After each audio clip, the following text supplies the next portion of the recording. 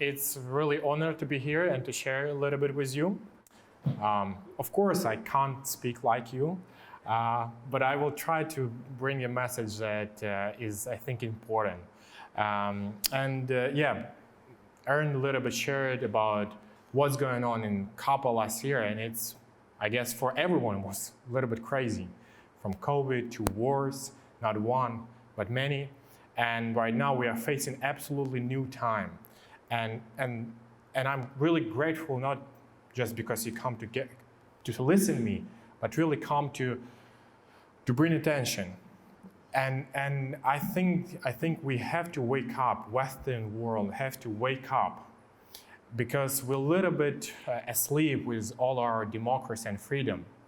That what we've been fighting many years and really valuable for us, for everyone, and necessary. And unfortunately, we have right now opportunity to lose it.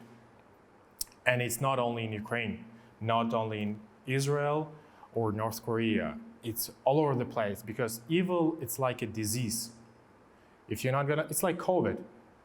It didn't stop in China.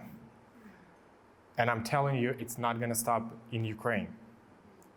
How mad are you gonna close the border? It's gonna spread, and we see it. And I want to share with you a little bit what God has been doing, and how your presence here is important, because you want to do something. And how from small steps, from small actions, from small activities, God will multiply it in not 2 times, but sometime in 10 times more. So yeah, it's 2 photos, one of them before war, another one after, and right now we have 28 workers, more than 30 trainers part-time paid, more than 100 volunteers all over the country.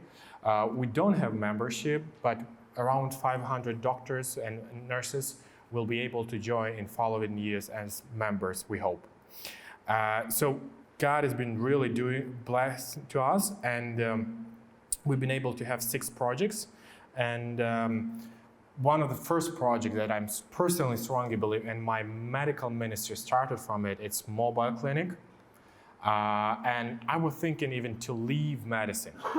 But my mentor, pastor, he went to Texas and asked one of the president, Baptist Medical Dentist Fellowship, come to Ukraine and do a mobile clinic. And he called me and asked, hey, Rudi, do you want to come? Do you want that some doctors from the state come and serve in Ukraine? And with no expertise, experience in doing mobile clinics, I said, of course, yes. And we started to gather a group of Ukrainian doctors to do this mobile team. And it was very bad. It was I did absolutely wrong everything.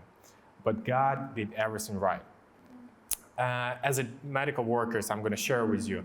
We asked gynecologists to come from another part of the country. She was in the train like 12, 14 hours. And before her arrival, she asked me a couple of weeks to organize a gynecology chair. I was a student, and like, she's going to handle without gynecology chair. You can think her surprise when she arrived after 14 hours of training, like, where's gynecology chair? And I'm like, try without it. And so it was so bad. But God is good, and we've been able for a couple hours find this chair, and she could do it. But what was, for me, at that time, is the most important? I saw ideal combination of work and faith. Because sometimes we are medical workers like appendix in the church. We are in the body, but we are not the body. Sometimes we have to be preachers, a teenager ministry, in choir. That is a ministry. But for me, for the first time in my life, I saw how your work can be better than one of the best pastors. People literally cried from the kindness and love that then being attached and surrounded. And I'm like, wait a minute, it's too simple. You just gather a group of good doctors and ask everyone to come. done. It's too easy. And God did everything a part of it, everything in addition. So I was so passionate about this ministry, and since the beginning of war, we of course continue to do it. And one of our values is humanity. That's what we're trying to bring in every our activities. And we believe every person is created by God. That's why their life is valuable. And that's why you have to love and care about everyone. And you can see by photos, there are hundreds of people, especially on the occupied territories when every building almost destroyed. And it's so heavy and so complicated that sometimes people asking some of the doctors not to talk on Russian language because they've been on so against of the language even, because they heard this language is occupation and terrorism that kidnap their staff from the house and other, so they can't stand it. And we're trying to bring them this love and forgiveness to help them to live further. Some of them lost their children, some of them lost parents, and they're trying to live, continue to live. And I strongly personally believe in relationship, in mentorship. And why? Because it is impossible to write a book or bring a message or record a video that will help people. Only a relationship will change and help each other. That, I guess, why Jesus came. He could send an angel or write a bigger version of the Bible, but no, the God decided to choose the best way of communication and changing us. And guess what? It's not all the time working, because the best teacher in the world couldn't even handle all 12 disciples. And of course, sometimes we have problems or challenges, but I'm telling you, this is the best way of helping people, and we see it and definitely can improve. People are crying, and our goal is not all the time that they can go to church. They can also only feel a little bit God's presence because they've been suffering a lot. And it's working and it's changing it, it's helping them to give this love and care to other people. Because I believe, like I started, evil like a disease, love also like a disease. We're trying to do everything with care and details and respect. And we asked our team to come from Taiwan. It was because we strongly believe in education. And Ukrainian medical system is not the best. So that's why we need the help, professional help from all over the world. And we asked them, hey, Taiwanese, come to Ukraine. We even didn't know all political situation between our countries. And they said, of course, yeah, we're gonna come. And it's became the first team, the first Taiwanese people that came to Ukraine, again, because of political situation. And it went really good. They've been happy. They've been going all over the world. And because of our mission in Ukraine, they changed their approach to missions. Because we're telling, please, when you're gonna go to mission trips, try to hear local people of local needs. What does it mean? Ukraine is not Africa. Ukraine has some doctors, have the students, have a lot of medical students, but they have poor medical education because of COVID, because of Soviet Union, and all other factors. So let's focus not on numbers of patients that you will see, 500, 2,000, doesn't matter, because it's all limited numbers. You're gonna be here 7, 10 days. But if you're gonna educate the young student, if you're gonna give them education and more important values, other values, not post-Soviet values of, because maybe you know, maybe not, but Soviet Union system said everyone is equal. But what does it mean? Everyone is nothing. How many people they killed in their concentration camps and all of the Gulag system. And many people died. And when we tell them that it will show on regular life moments, it's like that. When the doctors, they are neglect patients that have complicated diagnosis, or they have short life duration, palliative care is horrible in post-Soviet Union countries. It's miserable. And it's not only because of economical situation, of course part of it, but a dignity to person is because we believe that every person is created by God.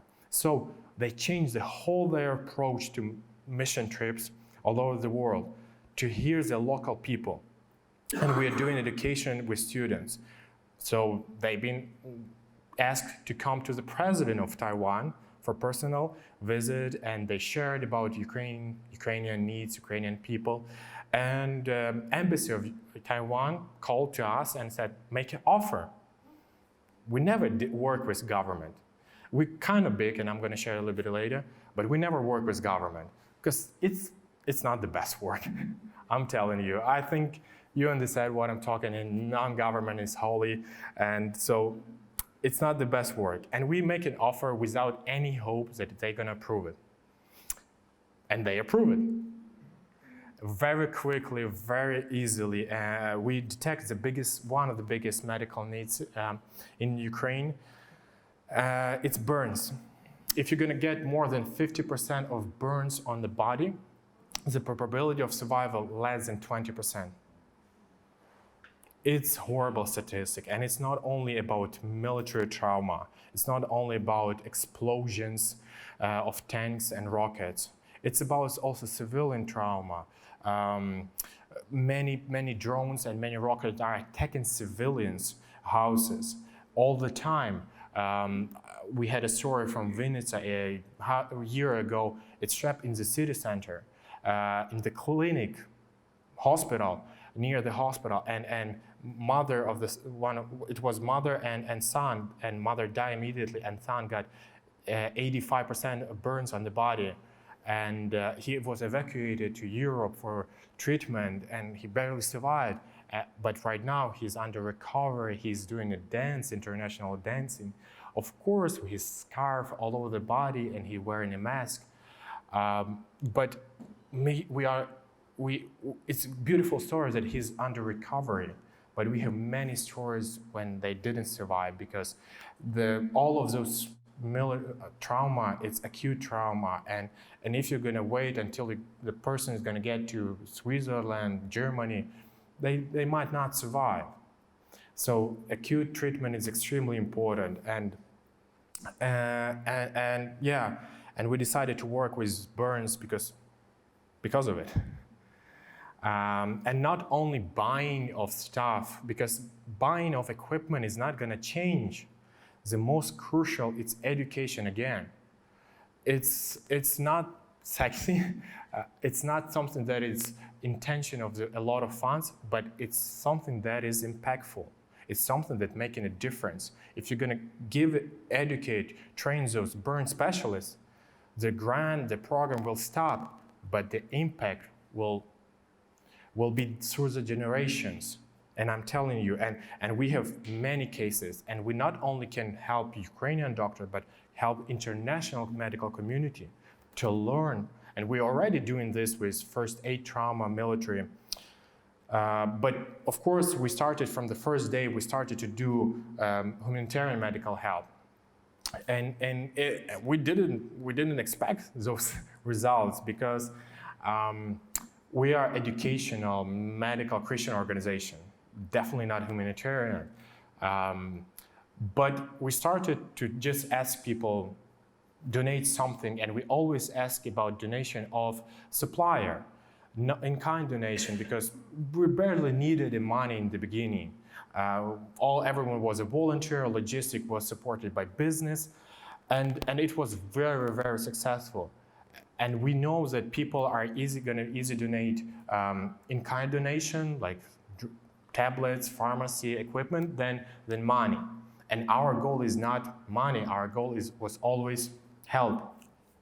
Let's say, together with ICMDA, we'd be able to get 55 anesthetic machines worth roughly 2.5 million of pounds, and we only paid like $30,000 for some of the part of repairing and $4,000 for logistics from London to Lviv.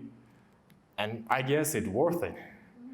And right now, if in the beginning where ICMDA actually was buying materials, and by that we've been able to build a trustworthy system. Another our values is trust. It's also about trust between patient and doctor, but it's also about trust between partners and us. When we can tell, like, we don't need money, we need support, and that's why we all the time we're telling, give funds to ICMDA, give funds to CMDF Australia, because we don't need it. We will rather use those organizations to be trustworthiness and transparent, so we will be able to help more people. And together, by Peter Saunders' leadership, we were buying this stuff, and I was like, Peter, let's do it quicker. And as British, he was not quicker. He was, I don't know what he was waiting, but I think it was God's moment, because as we started to buy this stuff, other organizations saw our activities, governments saw our activities and our work, and we can be trusted. They started to donate to us. As I mentioned about anesthesiology, another partner from Britain also. Oh, by the way, I guess this is in the middle, some of that medicine from British IHP, and we also only paid for logistics $4,000, but it was 10 million pounds.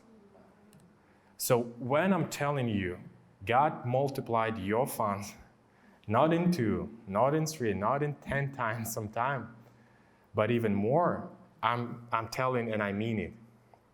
And sometimes it's, wow, we are not expecting of such offers and kindness, but here we are. And right now we are not spending money on purchasing almost of stuff and things, but on paying for logistic and all of their administration needs to support of it.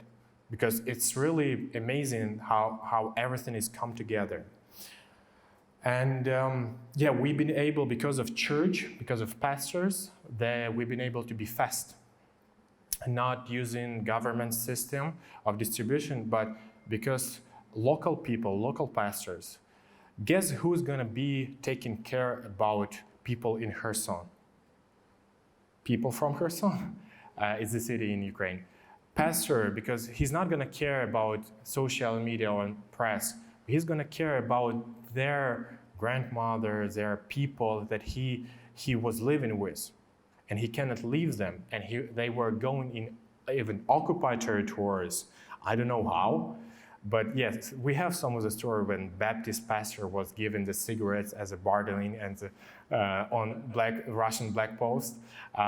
It's another story, but yeah, they were even going on danger for their life to help their people. Non-policemen will do that for any salary in the world, but people, pastors, they will do it. And we help to hundreds of organizations, different.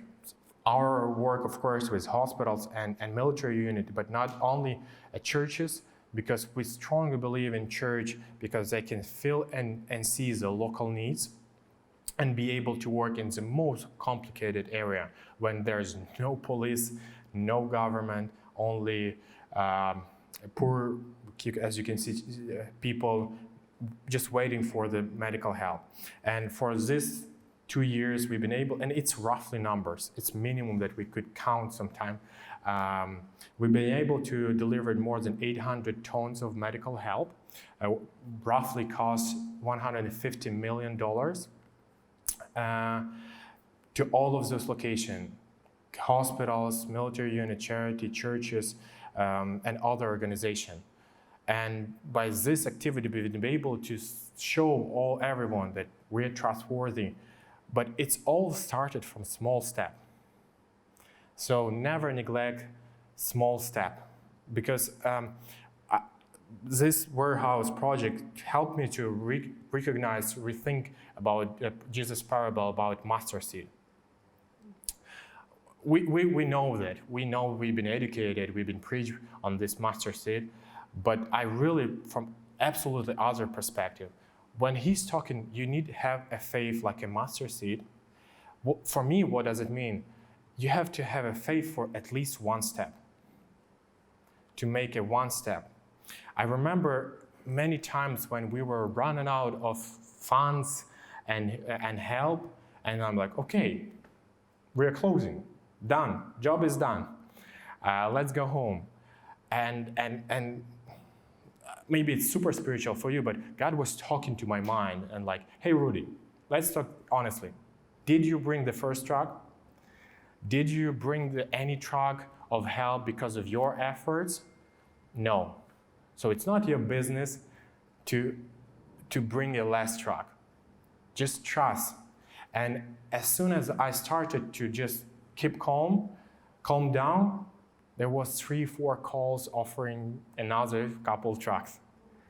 And believe me, people are so stupid that God should repeat a couple times of it, this procedure, so I should start really believing it. It's not mine, it's His. And what does it mean? It means that just continue to do what you're doing. And all the time, sometimes people are like, oh, I just wanted to gather $1,000 to give you, but we've been able to gather $50,000. Well, I'm like, I didn't expect from him, but he made at least one step. Or I just wanted to bring 1 ambulance, but turned out I brought 3. So it's wonderful how from one step, from one action, I'm going to do at least something. God will multiply it, and this mustard seed will grow and help many. We are small. We were very small. All our organization in 2020, end of 2021, we were volunteers. We didn't have workers. All our budget was one camp that we did. It's all. We didn't have accountant. And right now, we're one of the biggest organizations in Ukraine medical that taking care about a lot of subject and making a difference. So it's all starting from small steps. Another project, I'm going to go faster, ultrasound education. Again, education. We started to receive those portable ultrasound, and we said, how are they going to use it? Or who is the best? If I'm going to offer you, who will want a free iPhone? Everyone, even if you don't need, you're going to agree. It's the same with ultrasound. Surgeon, nurse, even just logistic worker. Of course we need. But how are we going to prove, how are we going to see who is this integrity person? And we said, okay, let's do education. Anyway, they don't know how to use it, so they need to have education before they're going to get those devices. But we only have 2-3 devices. Okay, we will figure out in the future how to get more devices. But let's start from education. But our doctors cannot buy this equipment because they have like low salaries and they will not buy. It's a future problems. Let's do education to give those couple probes. And we started to do education, and it went really well. We became one of the biggest organizations that are doing that. And guess what? One of the charities saw our work and said, okay, you're doing great education. We're going to buy probes, and you're going to educate, and we're going to go to every person this ultrasound devices. And we've been able to buy more than 200 portable ultrasound and distribute all over the country. I told you, small steps are important, and you never have to neglect them. This is just one example how prayer are working.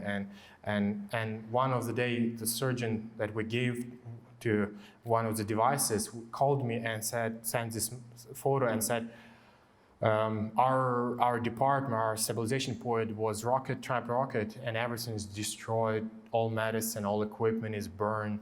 But thank God everyone survived. Everyone was on a call, and there was no hurt. And I said, how I can help you, what I can do. And he said, yeah, of course we need one more device. It's not working, but everything else is okay and settled. Government took care of it. So from desperation, I said, okay, I will just continue to pray for you. And as an unbeliever, he said, yes, please continue, because we cannot explain how we survive. It's definitely not so simple. So by such story, we can see that in desperate situation, people are searching for the meaning, searching for the more deeper answers than just answers. Another project is scholarship program that we are making.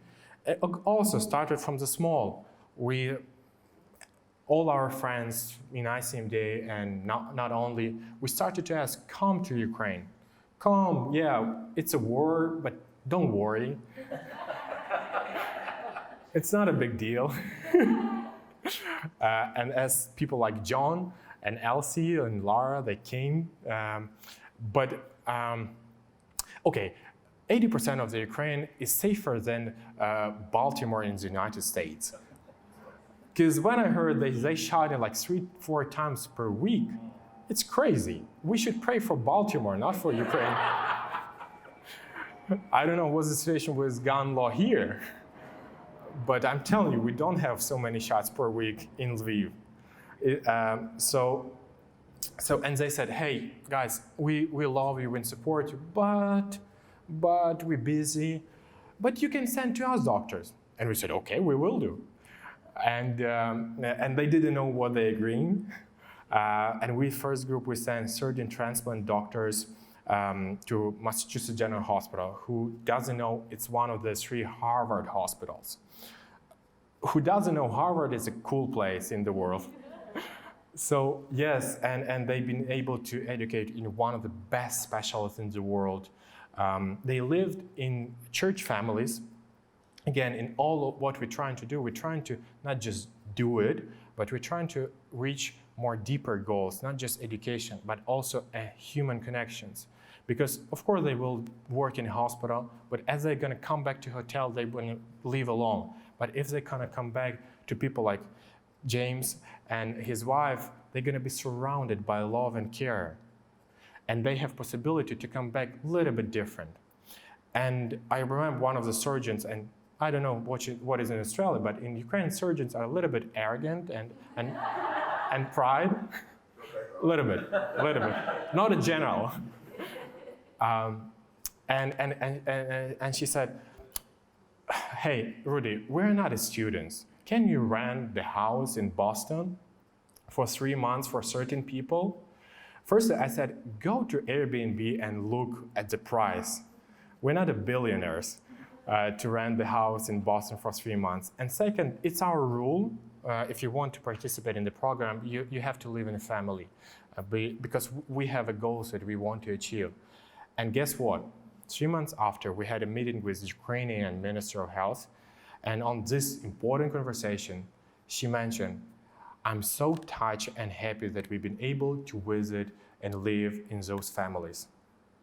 Because we've been surrounded by such love and care. We went for a vacation, weekends, to mountains and different places because of those people.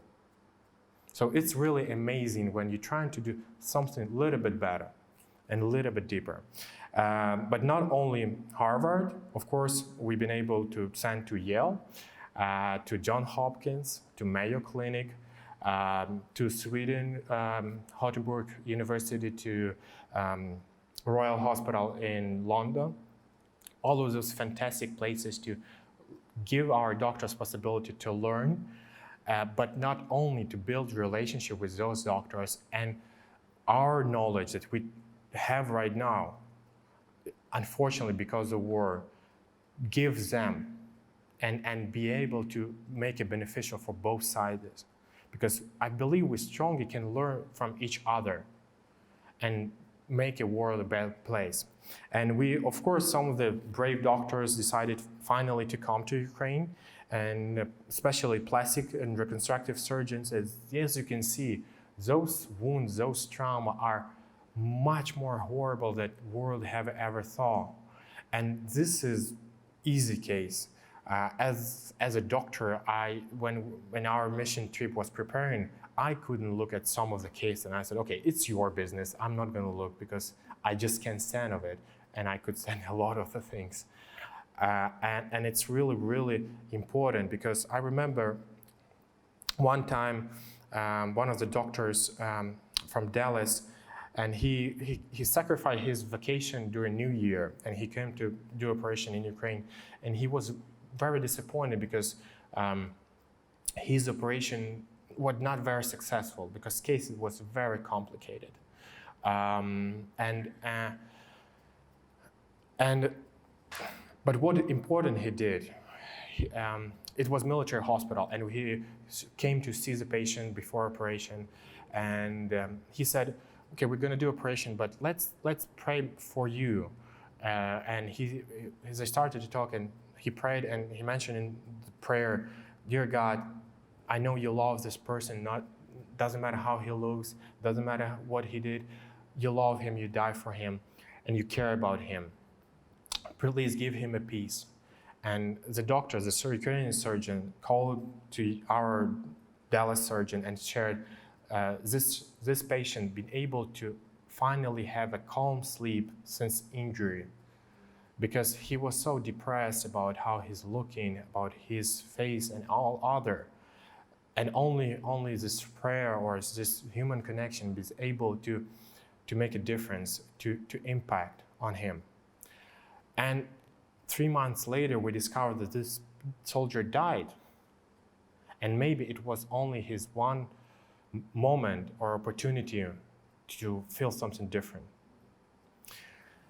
And that's why we believe you not only have to treat complicated cases, but to prevent. And that's why we have another project, Save a Life, and it's about training how to give first BLS training for civilians and military to prevent a complication and death, because it's pretty stupid to prepare prosthesis and rehabilitation for a person who died.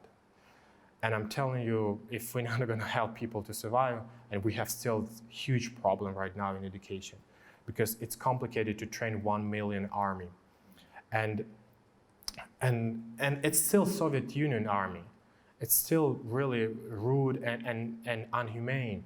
Why? Because our trainers train all the time, and we tell them, please, not do just a training, but tell them, we value you, we love you, we care about you, we want to help you, we're here to help you.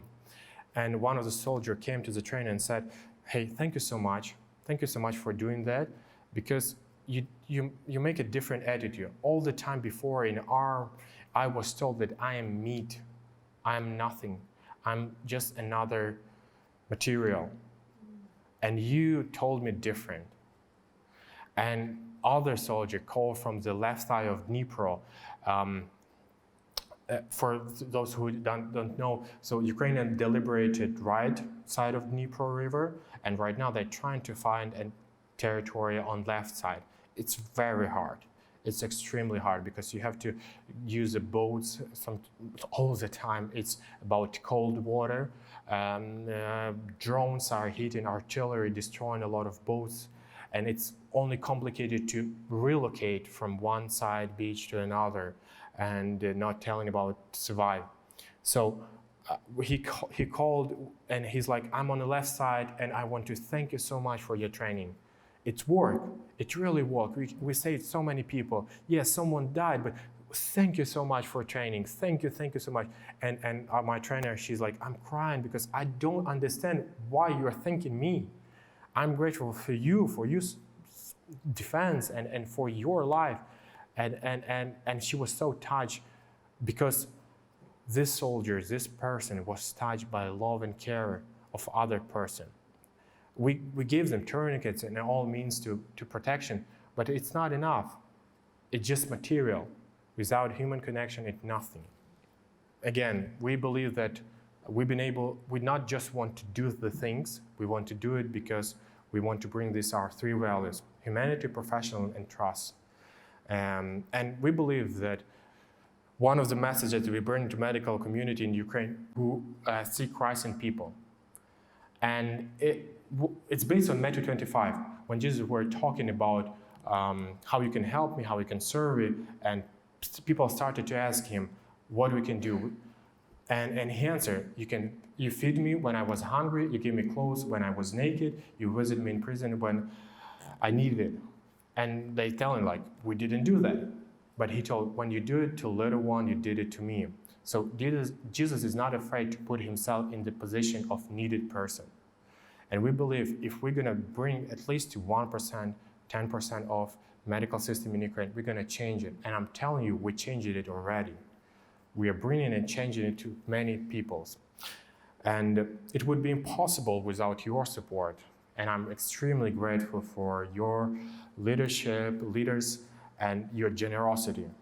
Please continue to do it. I want to encourage you. Sometimes you can think it's not working, it doesn't important. No, it's important. As I mentioned, with small amount of budget, we can do much more than big organizations. And this war showed that they're not effective. WHO spending billions of dollars on nothing, and effectiveness, we don't feel it. And I'm telling because I'm talking with Ministry of Health, Ministry of Defense, all other. So thank you so much for your support. Amen.